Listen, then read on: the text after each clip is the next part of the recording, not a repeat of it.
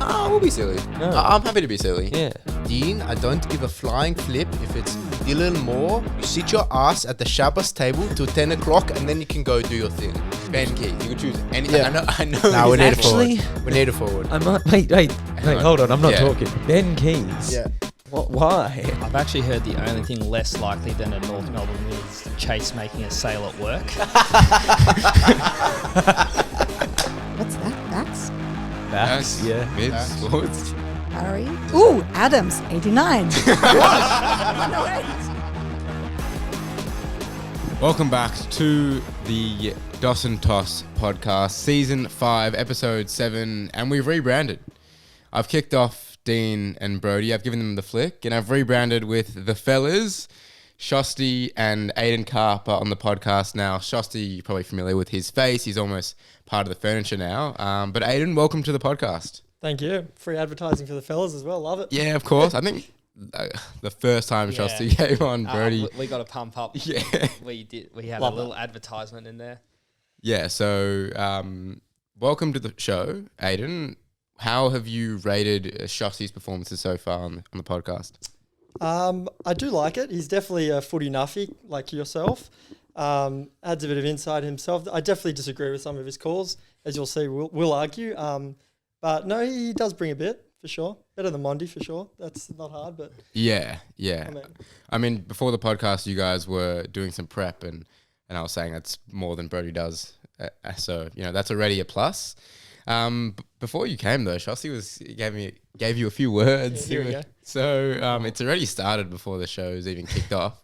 But yeah, I'm keen to see where you two go. Yeah, no, I was a bit nervous having Ayden somehow get a call up to the show this week. I warned Chase that it's very rare that Ayden and I can have a civil conversation about football, but I guess we're both passionate fans, so I'll try to put up with him for as much as I can. yeah, we'll keep it simple.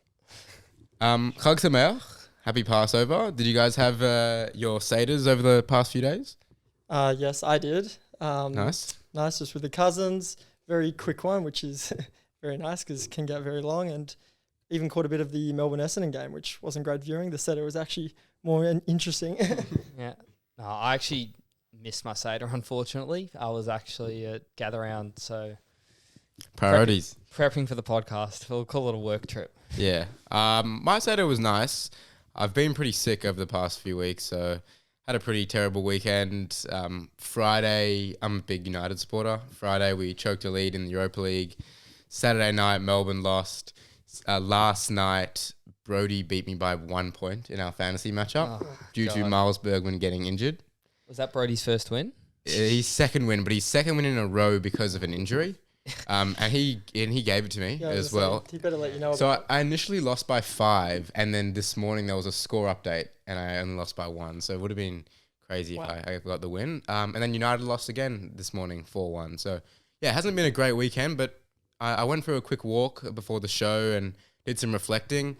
None of those things define me as a person. So I woke up today. I'm like, what? Big show with the fellas. This is something that I'm in control of. So I want to put my best foot forward. It's everything when you win, and it's just a game when you lose. Yeah. So You can't let it affect your mental health, especially when you go for Melbourne. It's tough. Yeah. At my Seder, I like to really get into the songs and everything. Unfortunately, as you can hear by my voice, I was hindered by that. I had the Melbourne game under the table. I was watching, and I was mid singing and being like, "Fuck!" Watching Stephen May drop that mark. I was like, "Why am I trying to secretly watch this shit? I should just get back to the Seder." So that was my Pesach. Speaking of, Dean has a question. If you were to invite one player to your Pesach Seder, who would it be? it's a great question. I'd go with, I reckon, Christian Petrarca on the basis that he's cooking as well. I think it'd be interesting to see what he could do with some KLP meals. Yes, can he do it without the bread? Sorry? Can he do it without the bread? Can he do it without the bread, exactly. I back him. And also, I think he'd have good quality chats at the table as well. He's a good personality, so I'd have him. I'm gonna go with the dart. I just think Jezza Cameron. True. He'd be class. Yeah. The gags. He'd have something to say. Yeah. Yes. No, that's very good. Dean has written in. He says Tom Green because he's intellectual and would be curious about Jewish history in ancient times. Now, I think that's because on Tom Green's podcast in the Green Room, he speaks about how he's reading a Middle Eastern history book. So that's probably why. And also Zach said he'd pick Darcy Moore because he's smart and would ask lots of questions, which is He'd never stop talking. Though. very appropriate for Pesach. I think these guys are having too deep a Seder. I think they should lighten up a bit. Dean said they went till 12:30 to his Seder. He was in Greece at the moment, by the way, if anyone was wondering where he was. He only told us about a couple of weeks ago that he was going, which is pretty crazy. He just spawned there. I'm going with Isaac Rankin. I was going to say. Yes, because I want him to join in with the singing. I want some good harmonizing with Sir Isaac. But that's a good question, Dean. That's a good one as well. Yeah. Yeah, I mean, it kind of depends what you want. Good chats, good singing, history, Jewish education. Yeah. But no, great question, Dean. Gather round. I don't really want to delve into the Dees, but I feel like if I just get it off my chest early, it'll be better. This is therapy for me as well. Yep. This is how I view this Talk it up. podcast. Get it out. So I'll have a quick chat and then I'll let you guys do your thing. But Melbourne, like, even though we've had periods of success over the past few years, fundamentally nothing has really changed. Like, 10-year-old me supported a poverty club, Poor Little Melbourne, and now I'm 20 and I'm still supporting Poor Little Melbourne. And I don't know if you guys know Future, the rapper. Yeah. So he basically said how he never wears his clothes twice. So he gives his designer clothes like back to his hood, and like he got homeless people wearing like Gucci and Balenciaga. And I thought, like, that is the Melbourne Football Club. Like, we're a poor, homeless, poverty club that was just gifted designer clothes, aka Petrarca, Oliver, Gorn. And that's just not sustainable. And we just got way too big for our boots. And now, you know, the clothes wear off and you're left in the pits. That's Melbourne. And I don't know where we go. We don't have a CEO. We have an interim president, a coach that'll probably get sacked, and we don't have a first round draft pick. So Yeah, it's going to take a while. I mean, that statement itself, no CEO, interim president, and a coach that's basically written off. So, I mean, there's no stability at all. And then whoever comes in isn't going to have a first-round draft pick to draft with, so it's a pretty awful place to start. Yeah, I mean, you may be getting a first-round draft pick from Petrarca or Oliver or Pickett or one of them leaving, but there's not a lot of positives. I mean, Lindsay and Langford, you got to enjoy watching, but yeah, it isn't easy. So I wanted to pose a question. You just mentioned Petrarca. Bit of a who says no. So I've got a proposed trade, and maybe Shostak, you'd like this. Melbourne and Collingwood. I already like it. Melbourne gives Collingwood Christian Petrarca and Bailey Fritsch for Collingwood's 2026 and 2027 first round picks, and also the Braden Maynard compensation if he leaves, which I assume would be an end of first round pick. I think Collingwood say no, to be honest. Really? Well, firstly, I think the AFL says no because we've traded our first round pick multiple times, so I'm not sure we'll actually be allowed to make that trade. But regardless, well, Bailey Fritsch I don't think is worth very much at all right now, and Petrarca's health issue for 2 future first round picks is a bit worrying for a team that's pretty aging. I feel like we'll be a bit more conservative and only bring in younger guys with future picks. Would you have the salary for it anyway? Yeah, Collingwood will, because there's a lot of retiring guys on decent money. I think if Petrarca's on the table, they'll create cash for Petrarca. But yeah. Really? I would do that. So I guess that makes sense. The sad thing is, though, for Melbourne, their only real currency is Petrarca and Pickett, to be honest. I think Oliver's contract makes him untradeable, and Fritsch has lost a lot of value. And watching that game live on the weekend, the only chance they ever looked like scoring was if the ball got to Petrarca or Pickett going in attack. Yeah. So if they were to lose those two, I don't know how many goals they would kick. Yeah, but you also can't keep players that don't want to be there, and I'm not sure those two guys would. As the neutral, Ayden, who do you think wins that trade?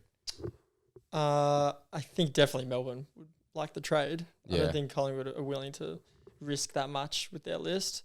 I don't see it ever happening. I think Oliver, if Melbourne are to pay part of his contract and trade Oliver, maybe they can get some value with him. But yeah, I don't know. If you ask me this time at the end of last year, I would have been like no way, like definitely keep these players. But like, I don't have that same feeling towards these players anymore. Like I still love them, but I'm not like in love with them. What's wrong with Fritsch at the moment? Like, I don't know. What's wrong with everyone? Like what's wrong with Rivers, Van Rooyen, Petty? Like these guys were washed at 25. Like what the hell's going on? They won a premiership at like 22, and now they're in their prime age, but they've just lost their ability to play football. I think there's deeper issues, and obviously the coach is. We don't need to get into.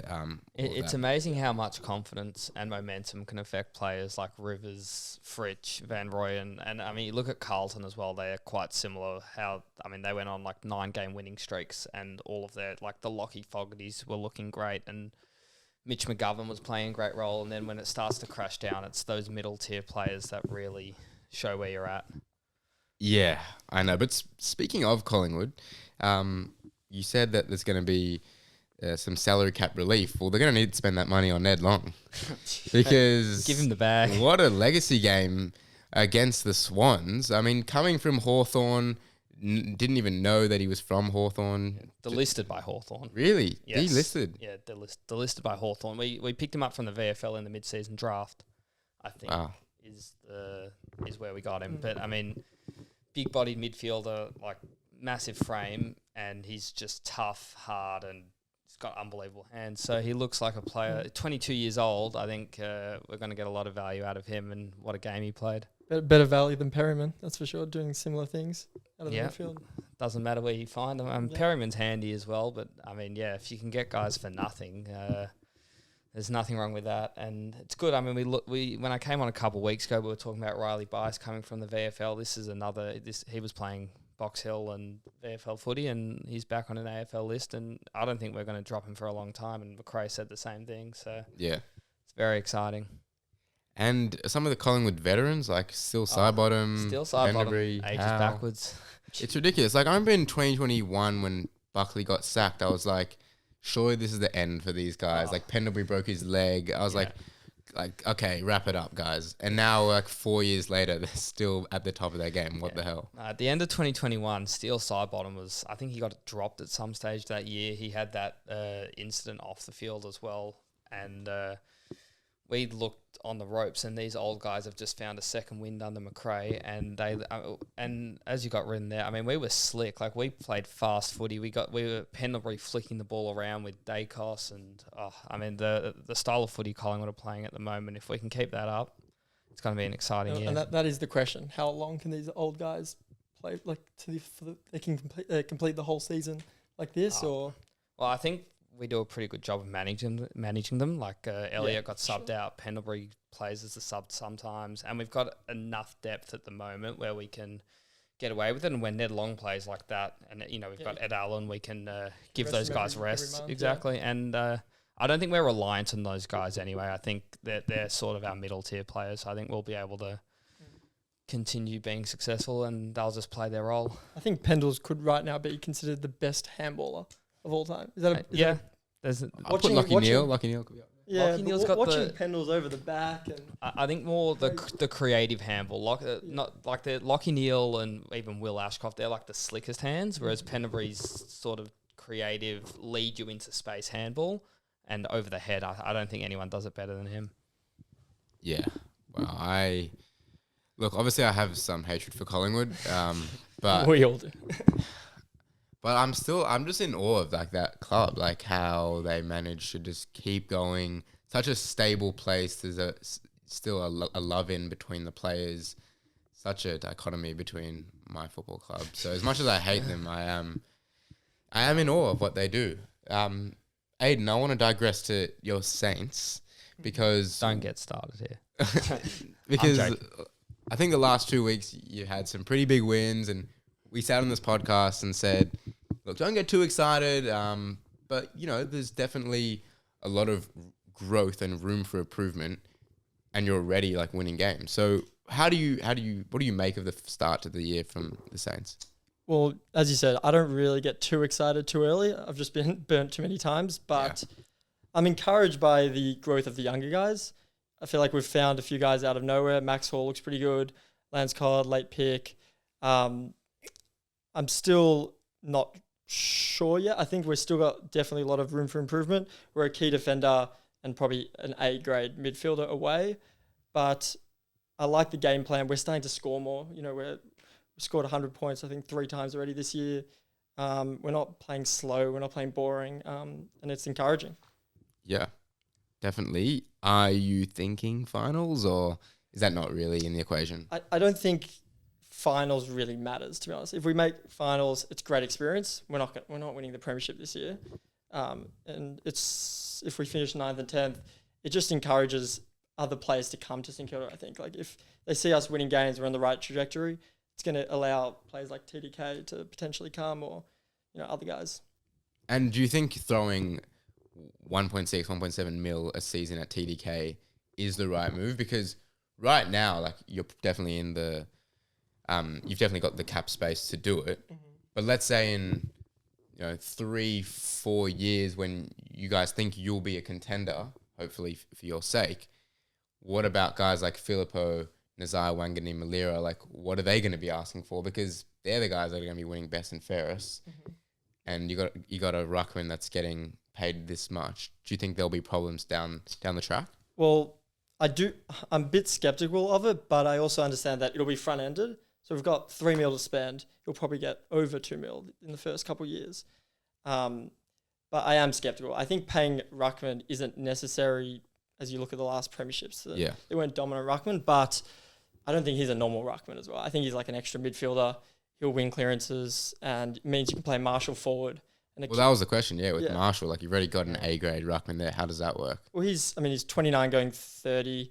He'll be playing probably 30% ruck, 70% forward, I imagine, if he does come. And a forward line of King, Marshall, Sharman. That's, I feel like, a good enough forward line to make a granny. It's a bit cool. No, I'm watching Sharman over the weekend. He's underrated. I've been holding it in, listening to Ayden talk about St Kilda, although he's actually been mostly fair. I don't think I'm biased. Which is, you can ask the group chats what they think about that.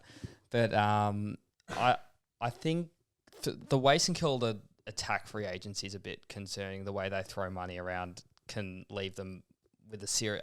to Tom de Koning, like $1.7 million per year, fantastic player, but that's like 4 player salaries for one player's worth. It's an incredible amount of money to pay someone, and then as Chase said, what do you then end up paying? Like Wangani Malira is more valuable probably to St Kilda than de Koning would be. Then what can you pay him? And that's the issue you have when you have such an imbalance of player salaries. You get jealousy, and you get people putting up their money next to the other guy and saying, I'm better than him, where's my money? No, I agree. I think I'm skeptical of the number, but I also think the salary cap's going up, and if it is front-ended, we have 3 mil to spend. You have to spend it. I agree. If he's making 2 mil in the next 2 years and then less in the later years, is that not worth it? Sure. And then I know you're a massive fan of your coach, Ross Lyon. What do you think about Ross Lyon's extension after missing the finals last season, after making finals in the first season? Well, I know you were very skeptical of it. I heard you on the potty. I think he's proving that it was the right decision already at the start of the year. I think he's a top 8 coach, top 6 in my opinion. I think if Carlton had him, which they nearly did, they'd be top 4 right now. So I think he's a great coach. I don't think he's at all the issue. Okay. So if Carlton had him, my voice is gone. If Carlton had Ross Lyon. If Carlton had Ross Lyon, they'd be top 4, you said. I think last year easily would be playing a granny potentially. Maybe this year I think they'd be top 8 for sure. I don't think Voss is a good coach personally, and I think they're just a coach away. Their list is very good. I know it looks bad now, but I think it's very good. Obviously their list is good, but like Voss did get them to a prelim. That team was primed for they were ready to take that leap. Is ridiculous. And they also made a preliminary final from outside the top 4. They've never made the top 4 ladder-wise under Voss. So. You gotta be top 4 to win a premiership. And Yes, Voss, you can't definitely. get him there. Yeah, true. That is true. I think, I don't know if Ross Lyon would have got Carlton top 4 though. Like I just think he's a very defensive-minded coach, and Carlton's issues were defensively. They were leaking points, even when they were great. They were just scoring a lot. But you bring him in, they're well structured behind the ball, and I think it helps them a lot. Well, one last question about St Kilda. Of their top 5 players, I'd say this season, obviously Wanganeen Malira is in there, but then you've got McRae, Sinclair, Marshall, and then, Mason Wood or Cal Wilkie are probably 5 or 6. And of those, only Wanganeen Malira would be under the age of 28, 29, I think. I'm not sure how old Wilkie is, but the other ones are all 29 plus. Yeah. Do you think it's a sustainable system, considering that you're not really contending right now, but all of your best performers are in the older age bracket? Like, they are our best performers at the moment, but the ones coming through are playing very well. Darcy Wilson, we don't have Philippou playing. Mitch Owens, Windhager. I think we've got Liam Henry's not playing. We've got a good young core. We just drafted. I'm just not sure those guys They've got a lot of have footy the A grade potential that, like the guys I just mentioned are, some of them are all Australians and, well respected players. The other ones, outside of Wilson, I don't think any of those guys would make all Australian teams outside of Wanganeen Malira, and Will's probably not. He's played 4 good games of AFL footy. He's 9'8". 20. Give him. He's been injured as well. He's drafted in the same draft as Harry Sheasel, who's playing his 50th game this week. So pick 10. Yeah, I know. Like there's. He was the youngest player in the draft. But he was probably 9 months younger than Harry. He's a great talent. I'm just saying that right now you probably wouldn't anticipate he makes an All-Australian team. The other thing is Sinclair as well. He's 29. I think he can play for 5 more years. You look at Collingwood. Yeah. Age is just a number. Okay, fair enough. Yep. Yeah, I think that is the thing with St Kilda, and if you guys were 1-4 right now, there'd be a lot of questions like, you're Wanganeen Malira, but who's the next crop of young guys that are actually going to be A graders, not just like serviceable players. That makes you think, well, are these wins kind of papering over those cracks? You get McRae in, Sinclair's in unbelievable form. You got Marshall, Wilkie. Is that papering over the cracks? Yeah. Great question. And that's the issue I've got with St Kilda. I don't disagree with some of that. I think especially the year Ross came in, I think we finished too high playing finals. We needed top 5 pick.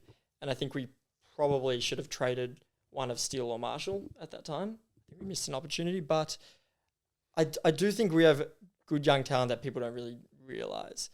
And we've just drafted 2 guys top 10. We've only seen a few games of Travalia. Tara hasn't played. Definitely. And Ross is able to... we're finding guys from late picks. So, Darcy Wilson was pick 18. I think he's also super underrated. Great wingman. Runs as hard as I've ever seen. I just think this guy's coming through that, will surprise you. Yeah. Shosty, which games did you go to at Gather Round? So, I went to the Friday night, which was Collingwood-Sydney, which was... amazing. Yeah. Had Jamie Elliott come on to the crowd in the forward pocket, right into our pocket. Oh, really? Very exciting. Bobby Hill as well. And then went up to the Barossa, first ever game at the Barossa Valley, Gold Coast versus North Melbourne, which went up to see Harry play, which unfortunately they played well for 2.5 quarters and fell off. Have a glass of wine? I didn't. Wow. I know, pretty poor Yeah, form. come on. Yeah. Well, and then I went to the Saturday night Essendon and Melbourne, which I think, we don't need to discuss. And then Sunday, 3:20, saw GWS pump the Saints at Norwood Oval. Oh, so you went around Norwood Oval is the best ground to watch AFL footy at. Really? Why do you say that? Because the wing is so flat that the entire grandstand is effectively on the field. So when the ball is played on that side of the ground, which unfortunately it actually wasn't played that much because of the shade there, but you can hear all the communication between the players, coaches, player to player, and you feel like you're on the oval watching a local footy game, but it's St Kilda GWS. Yeah. So it's pretty amazing. I wanted to ask you, went to the Port Hawthorn game, but were you on the flight home? I was on the flight home. Thankfully, had Wi-Fi. So, Yeah. I don't think he went to the best games. No. I know. Wait, so you didn't go to the Thursday night? I was in Melbourne. Yeah. Damn. I know. And you didn't go to Gold Coast. I did. Oh, you went to Gold That Coast. Gold Coast, not Yeah. okay.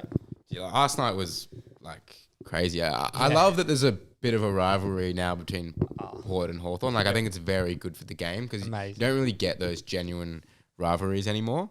I'll have a comment on one of the players in my Let's Not Be Silly segment. Okay. But so Port got out to a 10-goal lead or something, and then Jack Gunson kicked 6 goals, and I didn't realize the commentator Jack Gunson's got his 6. I'm like, when did the hell did that? The commentators didn't either. They go, Jack Gunson has 6. Yeah. Everyone was shocked. It was just a pretty absurd game. Everything about it. Yeah. Unbelievable. Yeah, I think great for the game. And then when they play next, it's in Tassie, unfortunately, which is a bit of a letdown. That is. I don't think they can move it to the G, but that'd be ideal. Yeah. I got a couple of questions/comments on that game. Devon asked, is this the start of the downfall for the Hawks? They're 4-1. I think don't jump the gun. Overreaction. Yeah, big overreaction. But they do lose Will Day, who's probably their best player, or at least their best midfielder. Yep. That's like that's where they got beat against Port. I feel like they just got jumped, to be honest. I think they started the game just so flat, and Port Adelaide, I mean, they're an emotional team. Ken Hinckley's an emotional coach. They just came out super ready, and Hawthorn went up to it, and I think it's a good wake-up call for them, if anything, to be honest. And I think their response in the second half just shows that there's not that much to be worried about. The big issue for them is really only key forward, which they had to throw Sicily forward, and Gunston was the leading at one point as well. Yeah, and then Gunston's your leading goal kicker, which isn't great. But I think Lewis and Deer come back and hopefully fix it. So, I wouldn't be worried at all if I was a Hawthorn fan. And honestly, I'd be happy that they got a bit of a kick up the butt. And as Mitchell said, we've been winning games, but we haven't been playing to the level that we need to. And I think that's accurate. You don't win premierships in April. So No. True. Yeah. Zach, brother of Dean, asks, Jason Horne-Francis or Harry Sheasel? Bit of an interesting one. Like North essentially traded Horne-Francis and got Harry from that trade. And another pick as well. Actually, you know what? I think this is a bit misconstrued. I think the comparison should rather be Horne-Francis or Wardlaw, because they would have got Harry anyway. Correct. They got that extra pick essentially, which was Wardlaw. But if you are isolating these two players, it's a tough one. I mean, you got Harry, who averages 30 disposals, and Horne-Francis, who's more of an impact player. Yeah, well, you'd say probably at this stage of their career, Horne-Francis is the more impactful player. Yeah. But he's also a year deeper into his career. And at a better team. And at a better team. But when Harry's first 2 quarters on the weekend, when he plays in front of the ball, kicks goals, and sets up teammates, I think he's easily as good as Horne-Francis as well. They're both stars. Yeah, I think Harry's a more consistent footballer, which is valuable, but JHF just has that sort of match-winning ability. Yep. Which Harry will probably get at some point for sure. Yeah. I agree. Once they're in closer games. Yeah, exactly. He was good, Horne-Francis, last night as well. He looked angry. Yeah. Yeah. He was a bit slow his start to the year, but his last 2 games has been pretty he's impressive. reminded everyone. And Zach also says Port fans are so whack. And I've been saying it for years. I think Port fans are the Collingwood fans of Adelaide. They are, in fact, probably worse. Yeah, they are worse. They're so feral. And I'm not afraid to say that in this podcast, because I don't think anyone listens who's a Port Adelaide fan. If you are, I apologise. I'm not making a generalisation here. Please don't take it personally. But yeah, like it is hostile there. Like I've heard some stories of, the Demon Army going over there and getting like scarves stolen and stuff. Well, you've seen Alistair Clarkson punch a Port fan as well back in the day. No, he punched a Port fan? On the bridge, on the Adelaide Oval Bridge, on the walk back, he had Port fans in his base and he really punched one. Yeah. Why have I never heard about that? You can do your research on that. Well, It definitely will. happened. Post podcast. Buried story. Jacob, one of his highlights was the Hawks versus Port brawls, which I thought was, again, great for the game. Stig's separate question asked, is Voss still keeping his job till the end of the season? Carlton get their first win. We mentioned Voss before. Is he keeping his job till the end of the season? I think he's going to have to do a lot more to keep his job. But they have to make finals. I think he probably does. Does he deserve it? Probably not. But I think he does. Just it's hard to sack a coach mid-year, especially. And even Voss, I don't know if you saw a post game, but he didn't look relieved after the win. He sort of said like we're expected to tick that one off, which. I mean, West Coast aren't much of an opposition at this stage. So, and then North Melbourne again this week. There's only downside if they lose that. No one's going to credit them if they win. So, they're going to need. But you just have to win. Like you have to get something out, and that will give them some sort of confidence. You know, you need that. Yeah. You need to have a winning mentality, and if you, sometimes that's all it takes. Is just getting 4 points. If they can bank some wins now, and then hopefully start to get their footy going, you know, they could get some wins down the line and finish the year strong. But yeah, it's not looking good. I want to do a bit of an exercise. We mentioned Wangani Malira before. The 2021 draft is looking very scary. So let's redraft the top 5. I had a look at the draft, and I think it's pretty top heavy. I'm not sure that has the depth of some of the other drafts, but the top sort of 10 are pretty incredible. Like they're going to be the next stars, if not stars now. So we'll start from 5 and work our way down, and we'll go one each. So Shostak, do you want to start us off at 5? Who I would take at pick 5? Yeah. Go 5 to 1? Yeah, we'll go 5 to 1, but just go 5. He won't say a Saints player. And I'll take Wangani Malira at pick 5. Okay. Which is a pretty amazing pick 5. He's obviously a star. Ridiculous. I'll take Finn Callahan at pick 4. Oof. Pick 4 or 5? 4. Pick 4. Oh, you're saying... Oh, no. Oh, we all say our 5? Yeah. Okay. I'm the same. I'll take Naz. So I've gone Jake Saligo at 5. I'm very excited to see what you do here. Yeah. Wow, that's interesting. Then I will take Jason Horne-Francis at pick 4. I'm going Callahan. Wangani Malira at 4. I'll take Callahan at pick 3. I'll go Horne-Francis. I got Horne-Francis at 3. I'll take Sam Darcy at pick 2. Yeah, same for me. Sam Darcy at 2. And then Nick Dacos at 1. Nick Dacos at 1. So who was you didn't have in your... You've left Horne-Francis out for No, Saligo. No, I left out Callahan for Wow. Saligo. You've left out Finn Callahan. I have, and I thought this one through, and I gave Callahan some big raps after his round 1 performance, but I think Saligo has more runs on the board, and Saligo's had a very good start to the year as well. So I think Saligo deserves that pick over Callahan. I worry this is going to be a Brodie Mon type quote where you come back to it and you've got Jake Saligo ranked over Finn Callahan, because I mean Jake Saligo's a great player, but I mean Finn Callahan, as you said, that first game, and even St Kilda tagged him on the weekend. Like he's getting tagged and he's getting attention every week after almost just 50 games, and he's like that 5% away from just exploding as well as one of the best players in the comp. I think he has like Bontempelli written all over him. I think he can be a match winner. Yes. He could be one from this draft in a few years. I agree. Winning a Brownlow wouldn't for sure. The only reason it would shock me is because of how good Dacos and Darcy are. But I mean, it's he is an incredible player, Callahan, and I've actually got stocks in him on this show. Yeah, you do. Gee, that really hurts. Saying that could be. No, I'm not selling it. Saying that was a Brodie Mon call, that really hurt my ego. So we have a joke in our friend group that like if you say something is like Brodie of you, then it's like a really low blow. So that really hurt. Maybe I'm drinking too much of David King's bathwater. He said he's going to be the next Lachie Neale, Saligo. So I don't think that, but I think Saligo has more runs on the board.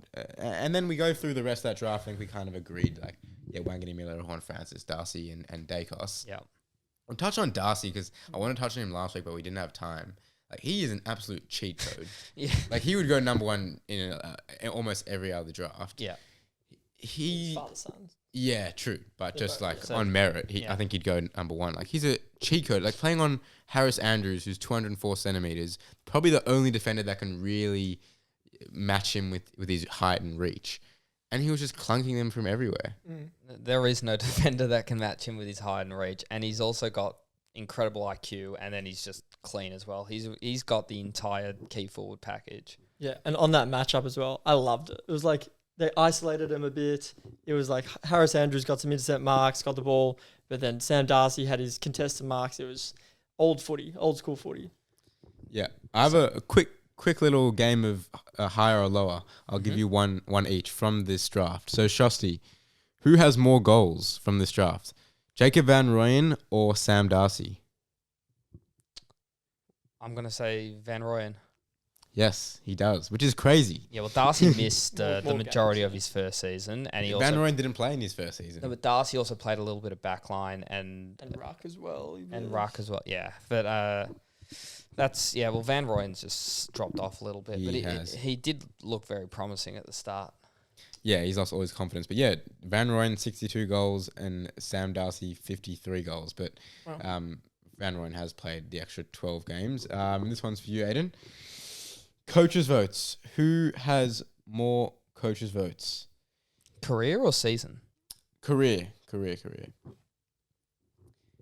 Finn Callahan or Jake Saligo? I'm going to go with Jake Saligo. He's pulled that one out on purpose. So he's gone for the Jake Saligo one to support his take, and he's gone for Van Rooyen to give Melbourne a little bit of hope. Yeah, well, I mean, I know. No, I know where they stand. But yeah, I mean, that was kind of part of my reason. I was like, Saligo has more runs on the board. He's got 51 coaches' votes to Finn Callahan's 35, which isn't a big difference. I mean, that's a best and ground and a half. And he's played the 10 more games, to be fair. But yeah, a bit surprising when you go through it. I mean, I was looking at the goals, and you've got Jai Amos on 87, who he left out, but probably wouldn't put him in there. He's had a bad start to the year. Yeah. He'd struggle to make the top 10 of that draft. I mean, Mac Andrew also got left off that list we had as well, and he's a pretty great player. True. Mitch Owens, Ayden, who was a rising star fancy a couple of years ago. Connor McDonald, Paul Curtis, Darcy Wilmot, Rochelle. See, I don't think this draft has a lot of depth. Like, I think it's very top heavy. Rochelle and Connor McDonald, I think, would round out that top 10 somewhere. Yeah, I don't think that's I don't think it's a great kind of. Yeah, you got Jace Burgoyne, Windhager late as well. Yeah, they'd go go a bit second later. round. Yeah. Jace Burgoyne's a good footballer. Not top 10. Matt Roberts. They're second round type players. Yeah. All right. Doss's deliberation. Every week I have a question, and we debate this topic. My question for this week is, should there be a mid-season trade period? It's been talked about recently. Shostak, I'll go to you first. I've got a very firm no on this. Okay. Because I think it really hurts the balance and competitiveness of the league. I think you see when you put in a mid-season trade period, you'd have West Coast trading all of their veterans away to contenders, and West Coast are already probably 100 points off the best teams in the competition, and you would just see them get further and further off. I think it just causes way too much imbalance between teams. I do agree with that. It does cause imbalance. Well, you guys disagree on everything. I feel Yeah, like you guys I know, have been this agreeing is- on everything. I know it's unusual. I do think it would bring an exciting part to the game. The hardest thing is you're relocating people. We're more of a people's league, unlike NBA and NFL, where they don't really care. And again, it's just allows teams to tank, which is a bad thing. And the players aren't being paid enough, realistically. If you're a backup ruckman getting sent across the country, you're not getting paid enough to pack your life up and move. Really. And it's expensive, Yeah, so... Yeah, well, I really want to play devil's advocate, but I also think that it would be a stupid idea, because what does the team that's trading away a player get out of it? How can you be compensated? Let's say Oscar Allen was to go to Brisbane right now. What do West Coast get out of it aside from not having Oscar Allen for the second half of the year? Well, they get first-round picks. Yeah, but why would they want a first-round pick at the halfway season rather than at the end of the Maybe year? Brisbane pay up more because they're getting another half year of it and they think they can win this year. The logic behind it is really also teams that have injuries can sort of iron up their flaws. Yeah, but why would a team want to get rid of their player?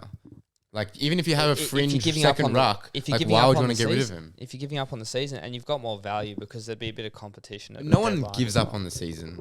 If you what- have a second ruck not getting a game and you trade them to a team that needs a ruck, well, what happens if your first ruck goes down?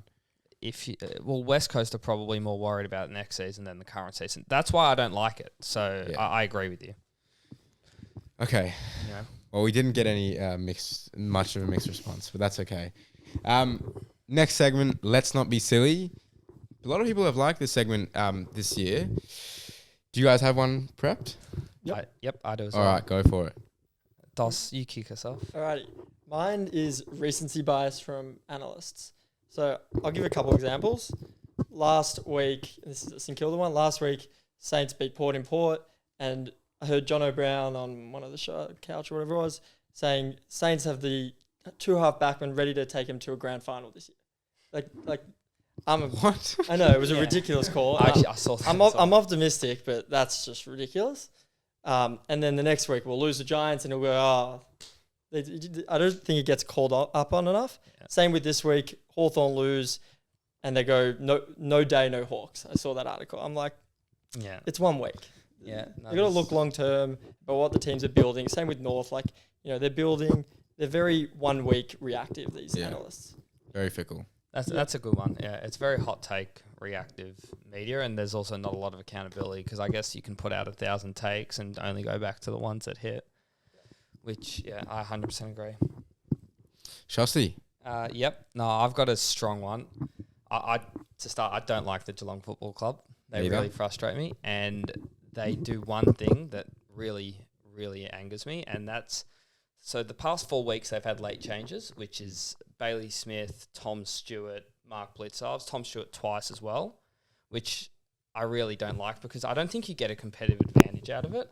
And then I also think that you're just deceiving fans, punters, fantasy players, and the reality is the biggest sponsors of the AFL, you see all the sports bet ads, betting ads, fantasy articles, all that media, they're the people that follow the game.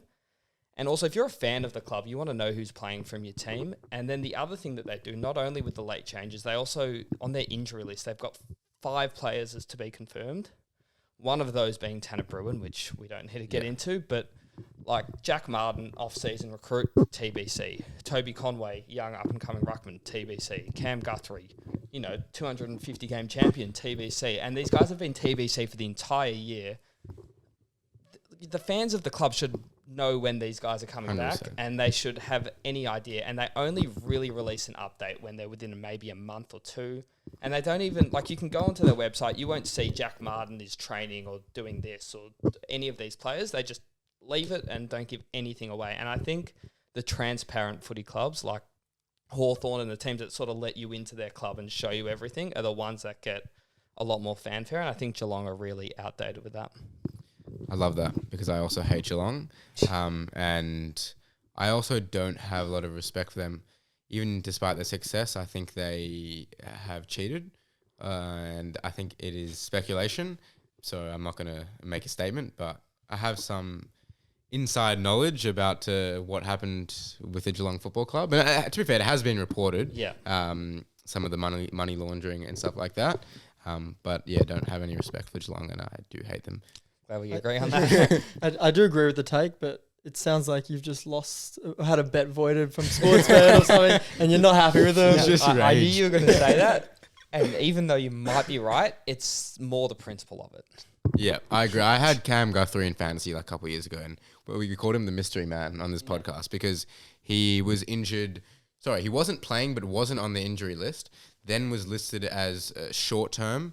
Then a couple of weeks later, he was long term, and he never came back. Last year, they did short term and long term on their injury list, and the AFL finally decided to say, okay, you're not allowed to do that. But Geelong's, they're deceiving, and they just, it's like Chris Scott's mysterious stuff. I really don't like it. They get away with a lot. They're so entitled, for sure. My Let's Not Be Silly is Willie Rioli. Had a lot of words to say to Hawthorn. Don't play with fire or you'll get burnt, and then was complaining about how his brother and dad were treated. Now, Willie Rioli, you're a drug cheat, and you left the club that supported you when you were suspended. Who are you to speak about morality, and who are you to have a go at a club, or at a club when the people involved in the incidents 30 years ago and 10 years ago, respectively, are probably not there anymore? it's very weird to have a go at a whole club when those people aren't there, and it was just a game of footy, like just a bit of argy-bargy with the Hawthorn players. I think I'm not downplaying what may have happened with Rioli's and Cyril. I did read some of that, and yeah, that would be disgusting, like some of the racism there. But I don't think that has anything to do with the Hawthorn people there now. So I think, yeah, like let's not forget where you came from, Willie. Yeah, Willie Rioli. Let's not be silly. Anything else on Gather Round? Well, I love Gather Round. I think it's amazing. Have you guys been? Haven't been. I'm going next year for sure. Yeah, I'm locked I in. think I think it's the best thing the AFL's brought in. Yeah, it is. The light show they did, that was pretty Wow, that was great. that was cool. really cool. Like that Really was a bit Americanized, but it was Yeah. a cool Americanized thing. No, it was fun. And the thing is, like, it's just for all fans and even footy people, like, you just walk around everywhere and like, oh, that's that player. Oh, that's that player. Like, you feel immersed, like, among, like, it's a big footy community gathering. Yeah. And it's just exciting. And, like, people, and those people get a lot out of it as well. They go up and do media appearances. And it's just great for footy altogether. Did the fanboy and you want to take some photos? I'm a bit too old for that now, but You would. I do enjoy seeing all the football people around. Yeah, unfortunately coincided with Pesach this year, but yeah, I think I should go next year. That's the only reason I wasn't there. You would love I it. always just forget, and then the prices like get too high for flights and Yeah, I think- accommodation. His brother found out when it was coming out, when Gather Round was before it was announced. Oh, And really? then got cheaper Yeah. tickets. That's That is true. Shout out to Bradley. Yeah, It's what- got to what, stay in South Australia as well. I think it's just the perfect place. Oh, 100%. And it's also all the grounds are quite nearby and the city's quite small. So it's really feels like a intimate sort of event as opposed to, if the grounds are all over the place and like people are spread out, you don't get involved as much. Like everything's in one spot. So how can you compensate the other states? If the other states say we want to gather around, AFL says no, what else could they give them? Well, I think South Australia do it really well, so they deserve to have that extended anyway. And I think there's talks of doing multiple gather rounds, which would be interesting because WA offer a lot, of promise for a gather round, and they could do that sort of thing. And there's also, you've got opening round, which it has New South Wales and Queensland, so that probably evens it out too. And that's got to go. That's That's not a different footy issue. festival. That's just a 6-8 teams, or it was 4 this year, that just go to the northern states. Like that's not a footy festival. Yeah, but it's That's the same just ridiculous. purpose for economic reasons, I guess. Yeah, I've been to Adelaide Oval for the cricket, and one of my probably second favorite ground Yeah. aside from the MCG. But I haven't gone there for footy, so yeah, definitely want to go. Definitely want to go to the Barossa. We actually sold some defibs there a couple of weeks ago. Shout out to Remy. Bit of commission on that one. Let's look ahead to round 7. Oh, I'm not excited from a Melbourne point of view, but footy goes on. Big game Thursday night. So, Ayden, I don't know if you listen to much of the pod, but we go through the games and we try and list the cups, so players that have played for both teams. Shostak was a bit disappointing a couple of weeks ago. So I've expecting- had did a hear- look at the matchups this Yeah. week. I haven't done any cheating, but I'm I hear prepared. cheating. So I look at the matchups as well and just mentally take Yes. some notes. So I'm not fully off the top of my head. I but was embarrassed by my performance. Don't that's worry. okay. That's okay. Well, I'll let you cook here. So Brisbane Collingwood on Thursday night. Yeah, no, I'm ready to go. Here you go. Well, You got this is two off easy. the back. Dane Beams, Jack Crisp, famous trade. Yeah. Then we've also got Patrick Karnezis, Oh, I was gonna go with Carnezis. which is a great one, an old forward, not a bad player. And also Nathan Buckley's a great one. Played his Right. first year of footy at Brisbane and then came to Collingwood. Dan McStay. Dan McStay is also a good reason. Ben Hudson. Ben Hudson's a great one. There's a lot of Brisbane Collingwood history recently, which is great. Old clubs. Both old clubs. Like Fitzroy. Yeah. Yeah, I was gonna go Carnezis, but you stole that one. I'll let you have it. You Yeah. needed it. I need a confidence boost to get off the mark here.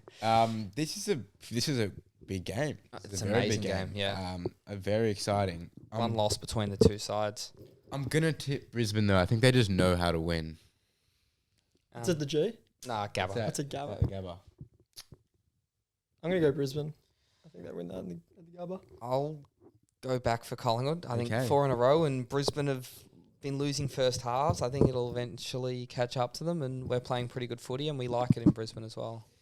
Okay, fair. Good Friday. North Melbourne v Carlton.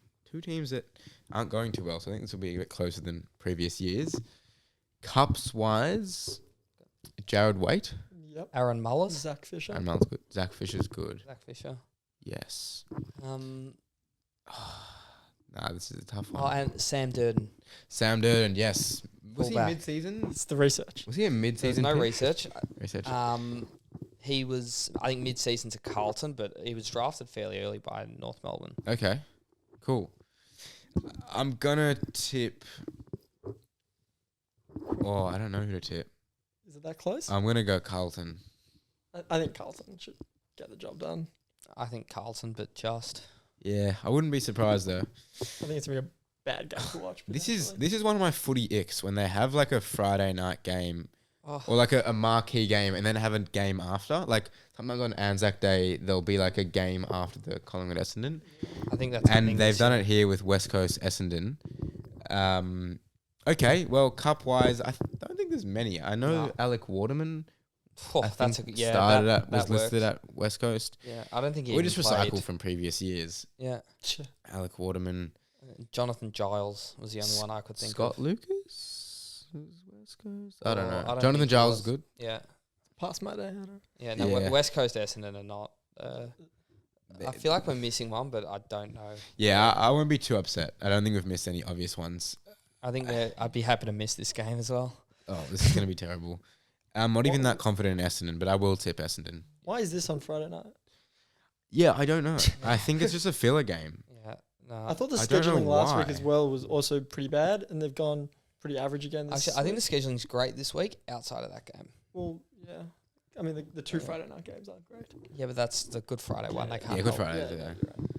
yeah. Okay, Melbourne, Fremantle. Oh, there's a lot for Luke Melbourne, Jackson? Fremantle. Yeah, there's a lot. You got Jeff Farmer, Jeff White, Colin Sylvia, Colin Sylvia, rest in peace. Harley Ballock, rest in peace. Harley Bennell. Harley Bennell's Wow, good. yeah, Jesse true. Hogan, Ed Yeah. Langdon, Oh God, yeah. Viv Mitchie, soon to be Cozzy Pickett, Jesse Hogan. You said You you said Hogan. Did I say Hogan? Yeah. Sorry, I'm just repeating myself. Uh, I that's a said a lot. Yeah, you got Oh, that. I feel like we're missing. no. Yeah, I think So I said Langdon, Hogan, Jackson, Yeah. Sylvia, Mitchie, Ballock. Yeah, I think that's Yep. a lot. Oh, we're gonna get smashed. We're gonna get smashed. Like we are Frio's bitch. Like they literally just do whatever they want with us. They smash us. They cherry pick our players. It's fair. There's not much else to say. This is actually the first time I'm going to watch Melbourne this year, and maybe I'm you're the going lucky with charm. zero expectation. Could use the other bracer on your team at this point. Yeah. Yeah, I'll Yeah. I'll tip for it. Yeah. I'll tip Fremantle, but Okay. This is a good game, and there are some good cups for this one, I think. Adelaide Yep. GWS. great game. Peatling and Cumming right Yep. off the Peatling bat. Cummings good recently. Phil Davis. Phil Davis is good. Was he Adelaide? Yeah. Wow, I did not know. Curtly Hampton. That's a great one. Wow. Yep. And I've Also- got another. Let the Nuffies take over.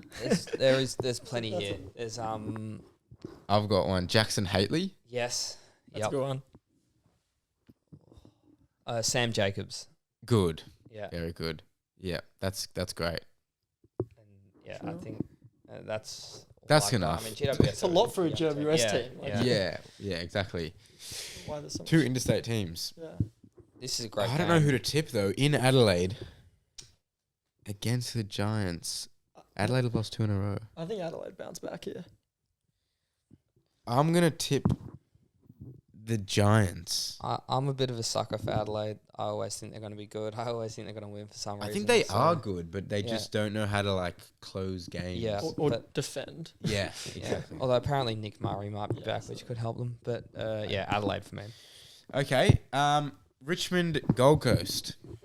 There's a few. A lot here. Famous ones. I mean, you got the Brandon Ellis. and then Prestia, Lynch, and Caddy, all Yeah. premiership players for Richmond.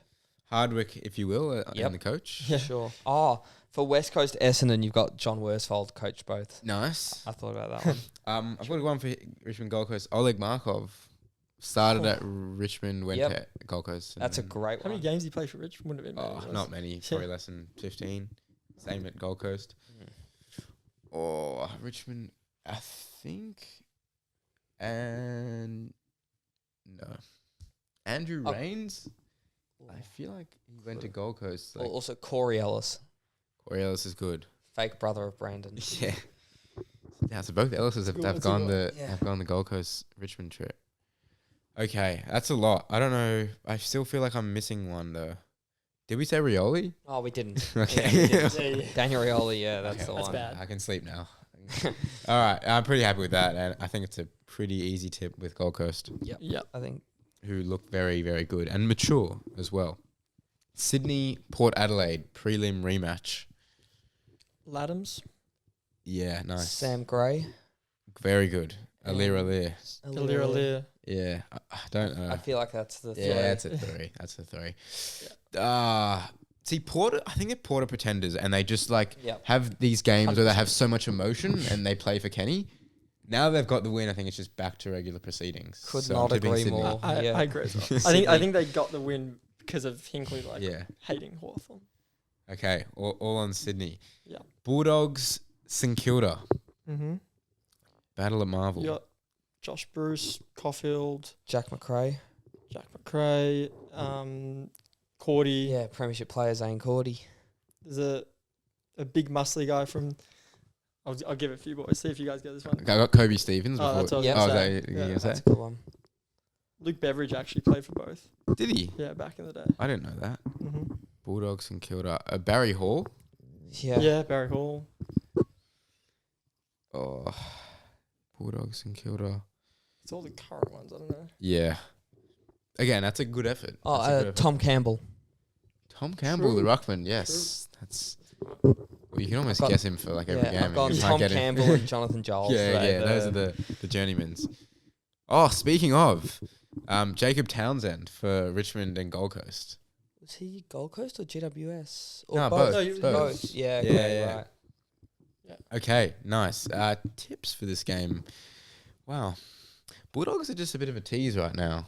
Put Like- Bontempelli into that team. Is Bond though. back? Yeah. we Bond's back. we get Bond back, and we got Butters with Oh, Bond as really? well, so it's nice. Well, you knocked off Port. I don't think you'll knock off the Dogs, though. I'm going to tip them. So will Fair I. enough. I think it'll be close.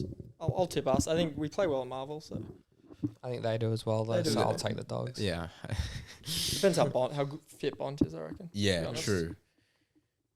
Easter Monday clash Geelong v Hawthorn. This is also a very good game. Game of the round, and I I've- liked it. The old rivalry. The old rivalry. I'm and- not getting more than 4 tips right this Yeah, week. I'm definitely not. Back-to-back weeks as well, where like great. I feel like it'll be a great round of footy, and then it all builds up to the last game being like the pinnacle game. Yeah. I think that'll be this. Cooper Stevens. I don't know why he's the first guy, but Yeah. Isaac oh, Smith. That's a good Isaac one. Smith, Yeah, Isaac Yeah, obviously. Isaac Smith and I yeah. think there's Come not as on, much come as on. you'd think. John I feel. O'Segler is John one. Segler's Yeah, good. nice. But under Isn't there like Ruckman's an icon? I'm thinking like No, this. I mean, these surely- clubs Isaac hated Smith each is the other. icon. Yeah, Yeah. it would be He's like awesome. going from Carlton to Collingwood. Yeah, go from exactly. There's a to few. We had Hawthorn, a few Carlton Collingwoods Yeah, though. but they're more like the listed types. Like to get a trade from Hawthorn to Geelong or Geelong to Hawthorn is, As especially a good player. in the yeah. past 15, 20 years, it's pretty controversial. I've got one, but I don't know. So Sam Anagola, I think, was listed Yep. at Hawthorn Oh, at some stage. maybe, yeah. Never played a game for them. I think he was on Hawthorn and Fremantle, Freo's yeah. list, and That's- never played a game, and then played for Geelong. So that's something. Yep. Dean will definitely be listening, and he'll be disappointed if I miss an obvious one. But I think Isaac Smith knocks off the obvious, and Yep. Segler's Yeah. good. All right, cool. The tip though is not something I'm very certain on. I hate Geelong. I'll go Geelong though. I'm going to say Hawthorn. Yep. I think they bounce Hawks bounce back. They're a much better team than Geelong, in my opinion. Yeah, nice. Speaking of tipping, I will quickly announce our leader, Jake, or as you would know, Jack from Big Footy. We had on for last year doing the quiz with Harry. Robel is leading with 36 points, and Jack Levin with 8 tips from round 5 and got the margin wrong by only 1. Was our leader. I'm 78th though in the comp, so Out of out of like I think 100 or something like that. So yeah, I'm so bad at tipping.